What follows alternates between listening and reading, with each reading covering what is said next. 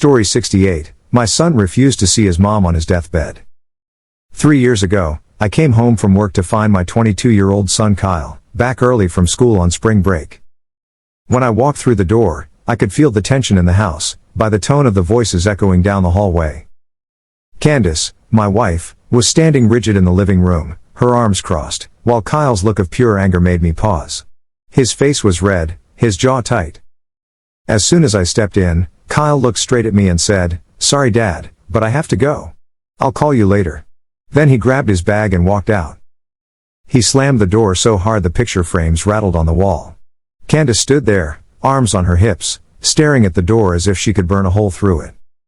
I asked her what that was about, but she brushed me off. "He doesn't like me asking about school," she said. "He thinks I'm trying to control his life." She was upset, and when I pressed, she told me she needed time to cool off and disappeared into the bedroom. That was the first real sign that something was deeply wrong, though I didn't know how wrong until much later. After that day, Kyle barely picked up his phone when Candace called. He would text me occasionally and meet me for lunch. If his mom came up in conversation, the air turned heavy. If she tried calling directly, he'd ignore it. On his birthday, Candace asked me to call him from my phone while she sat next to me. "He won't pick up if it's me," she said, almost whispering it with red eyes. Sure enough, when I called, he answered on the second ring. She leaned over, her face inches from mine, prompting me to say, "Happy birthday from Mom and Dad." Kyle's voice was stiff.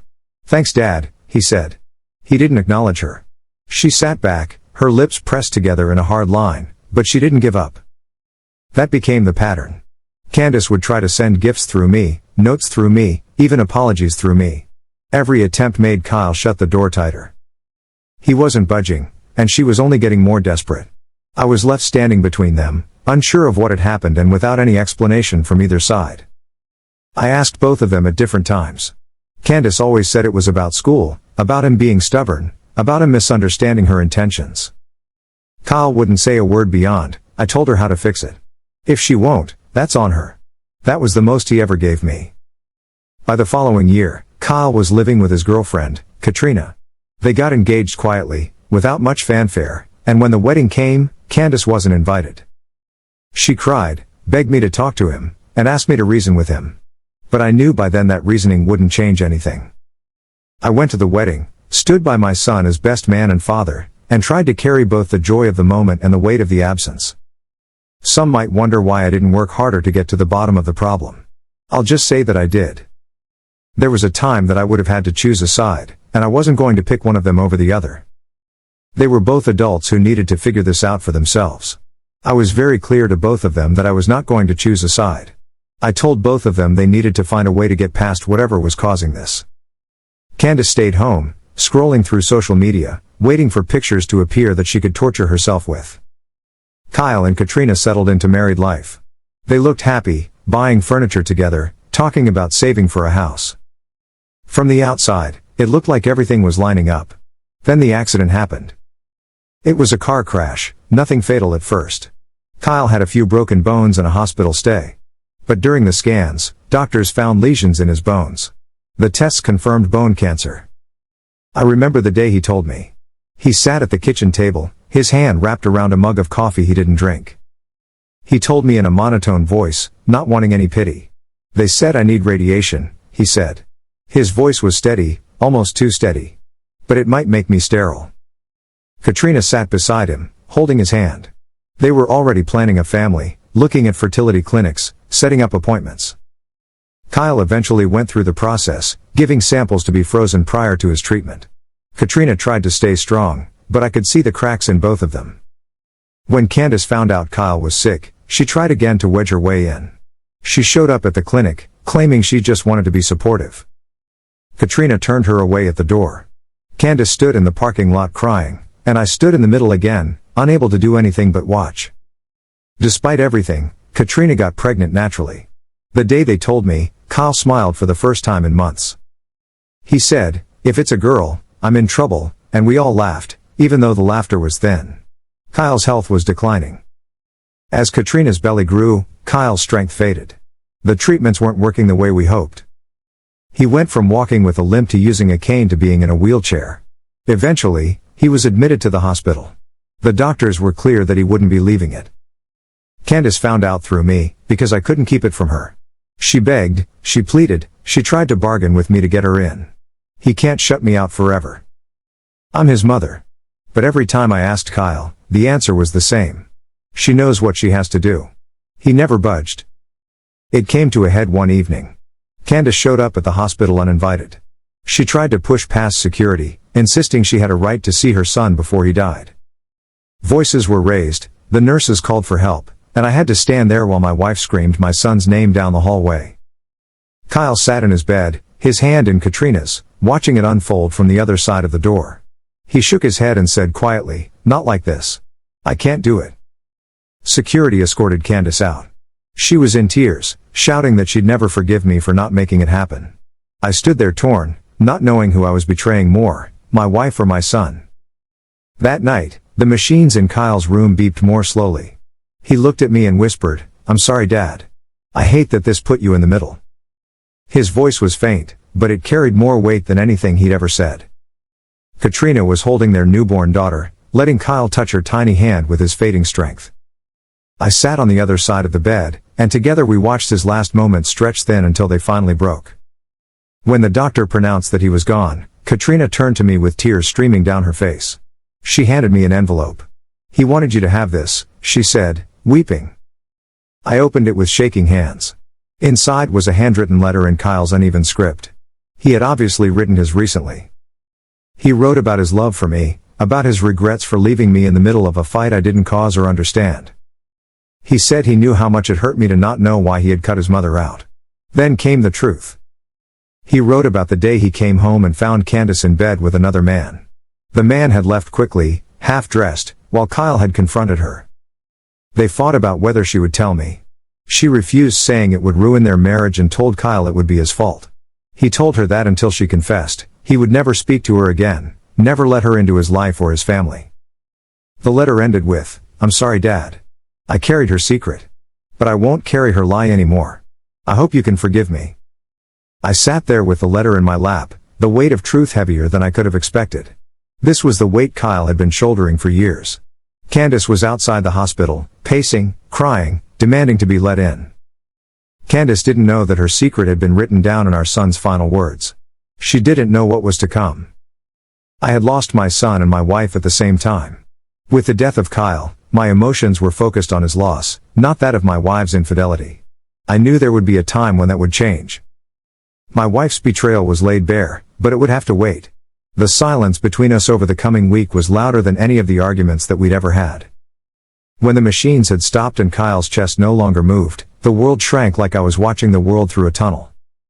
Katrina was sobbing softly, the baby shifting in her arms.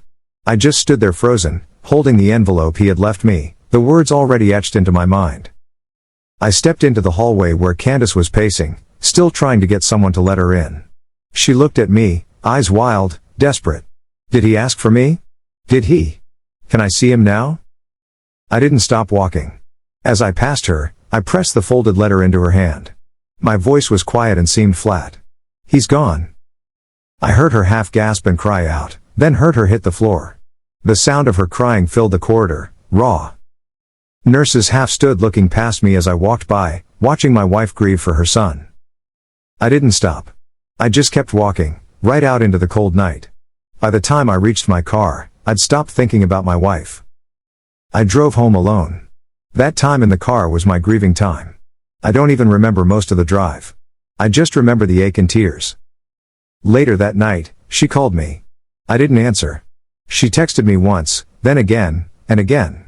"What is this? He told you? How could you not tell me? We can fix this." But it wasn't fixable.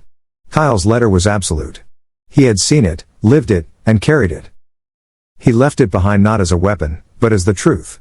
And the truth was more than enough for me. When I finally spoke to her days later, she begged me to see it as a moment of weakness, not the destruction of our family. But the damage was already done, and Kyle had paid the price for her silence. A week after the funeral, I sat across from her in the kitchen we had shared for more than 20 years. She looked fragile in her chair, but I didn't care. "We need to talk about what you did," I said. Her eyes filled with tears instantly. "It wasn't what you think. It didn't mean anything. It meant enough to Kyle. It means everything to me, I said. He carried it to his grave. He refused to let you near him because of it. Do you realize what that means? She buried her face in her hands. You already lost everything, I said. You lost him. You've lost his family, and now you've lost me. Her head snapped up. No. You can't mean that. We can fix this. We've been married for decades. And in one moment, you destroyed it. Then you lied about it, and you let me think our son was being unreasonable. You made me beg him for answers, all while you knew the truth. Her tears flowed, but I felt nothing. We lost our son. She lost him years earlier because of her betrayal. In a way, she betrayed all of us. The legal process took months, but emotionally, it was already finished the moment I handed her that letter in the hospital. She tried everything. Apologies, promises, therapy sessions she begged me to attend. But Kyle's words were burned into my memory. Until she tells the truth, I will never speak to her again. She had never told me. He had on his deathbed. That fact was unshakable. In court, she fought desperately, not so much over the assets, but over me. She cried to the judge that she still loved me, that she had made a mistake, that families survive worse.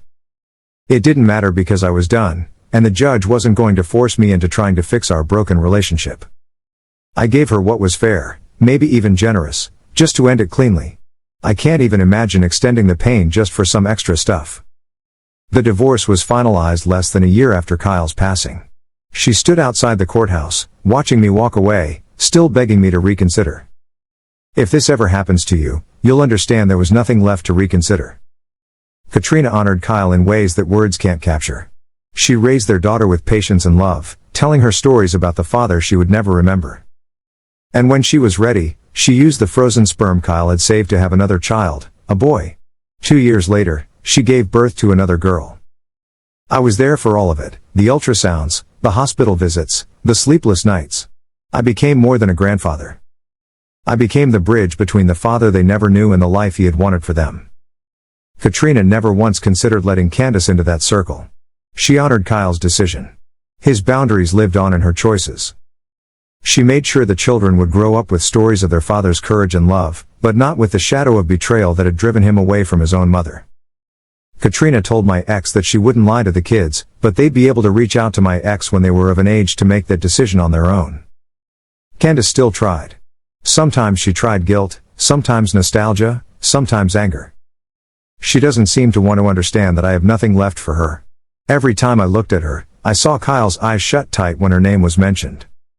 In my mind, I can hear his voice, not until she tells the truth. It's been years since Kyle passed. I spend my days with my grandchildren, one boy sandwiched between two sisters, all of them carrying pieces of him in their faces and personalities. That's the family I have left, and that's where my loyalty will always be. I only post new and unique content. Please like and subscribe.